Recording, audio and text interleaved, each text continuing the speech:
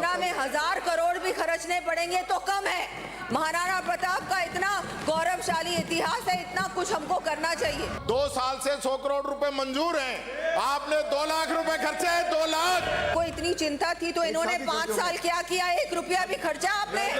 क्या सरकार Maharana Pratap tourist circuit योजना तैयार की गई डीपीआर के में इस योजना अंतर्गत विकसित की जाने वाली संपत्तियों की समुचित देखरेख व संचालन हेतु व्यवस्था का विचार रखती है एवं राष्ट्रीय पर्यटन योजना एवं डिजिटल प्रमोशन से इसे जोड़े जाने का विचार रखती है? माननीय मंत्री जी। अध्यक्ष महोदय, सरकार महाराणा प्रताप टूरिस्ट सर्किट विकास योजना अंतर्गत विकसित की जाने वाली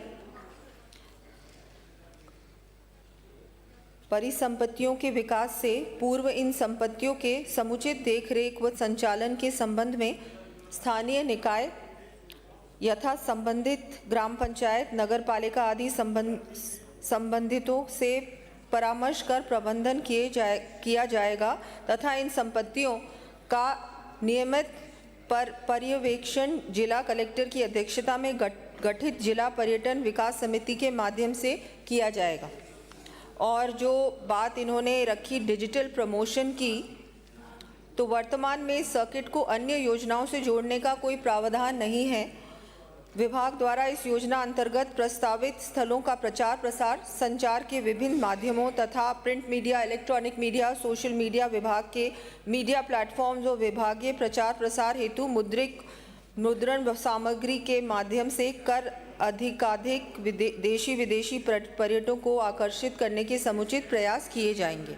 दूसरा पूरक। माननीय अध्यक्ष महोदय, मैं आपके माध्यम से माननीय मंत्री महोदय से जानना चाहूंगी कि क्या महाराणा प्रताप टूरिस्ट विकास योजना के अंतर्गत स्थानीय समुदाय की भागीदारी एवं रोजगार के सृजन हेतु विशेष प्रावधान किए गए हैं? यदि हाँ, तो उनका विवरण क्या है?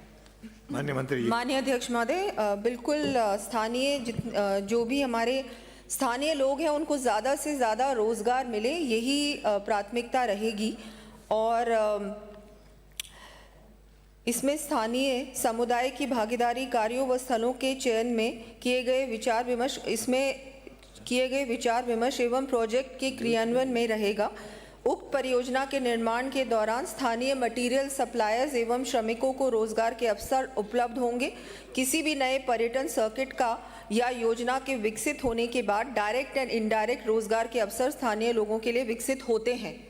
कम से कम जब एक टूरिस्ट आता है तो कम से कम 14-15 लोगों को डायरेक्ट और इनडायरेक्ट एम्प्लॉयमेंट मिलती ही है। इसलिए टूरिज्म को हमारी सरकार आगे बढ़ाना चाहती है, हमारे लिए प्रायोरिटी है।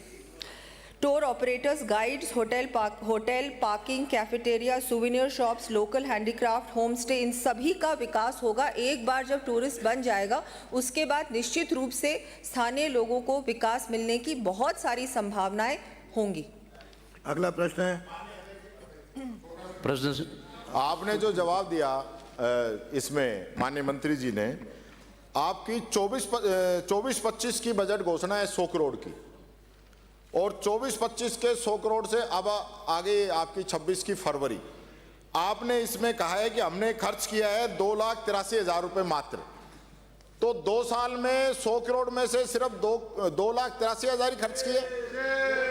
माननीय अध्यक्छ महोदय, अभी तो डीपीआर बनी है, इसकी घोषणा 100 करोड़ की हुई थी। अब इसमें हम लोग 275.68 करोड़ खर्चने वाले हैं। बहुत भव्य बनाएंगे इसको। मैं आपको आज इस सदन में बोलना चाहूंगी अध्यक्ष महोदय, नेता प्रतिपक्ष की तो आदत बन गई है, हर प्रश्न में उनको पूछना ही है। लेकिन मैं बताना चाहूंगी 100 करोड़ क्यों? अगर इस योजना में 1000 करोड़ भी खर्चने पड़ेंगे तो कम है। महाराणा प्रताप का इतना गौरवशाली इतिहास है, इतना कुछ हमको करना चाहिए और इसमें निश्चित रूप से हमारी सरकार करके रहेगी। माननीय अध्यक्ष जी, महाराणा प्रताप का इतना गौरवशाली इतिहास है और 2 साल से 100 करोड़ रुपए मंजूर हैं, आपने 2 लाख रुपए खर्चे हैं, 2 लाख। तो आप कब तक खर्चेंगे ये बताइए। हम चाहते हैं महाराणा प्रताप के लिए आप खर्च ये करें, उत्तर आ समय गया। सीमा तो कोई नानालाल, होगी। उत्तर आ गया नानालाल। समय राजो, सीमा अब इसकी डीपीआर अप्रूव हो चुकी है माननीय अध्यक्ष महोदय। इनको इतनी चिंता थी तो इन्होंने साथ ही 5 खर्च साल क्या किया? 1 रुपया भी खर्चा आपने? राजो। 1 रुपया भी महाराणा प्रताप के लिए आपने खर्चा? बताइए। नहीं, हमारी सरकार ने आते ही पहले ही बजट में इसकी घोषणा की। समय लगता है, जो भी काम होगा पूरा होगा, पुख्ता होगा। आधी अधूरी घोषणा करना हमारा मकसद नहीं है हमारी सरकार का। काम करेंगे तो पूरा करेंगे। आपकी सरकार ने, अध्यक्ष महोदय, इनकी सरकार ने बहुत सारी घोषणाएं की, लेकिन धरातल पर कोई काम नहीं किया। उत्तर दे दिया। डीपीआर बनी है, डीपीआर बनी, उसका विषय खत्म। अगला प्रश्न पुकार लिया नानालाल। अरे आपको किसने कहा? अरे नहीं, नो, बैठिए नानालाल। मानिए, अरे आप बोलो ना।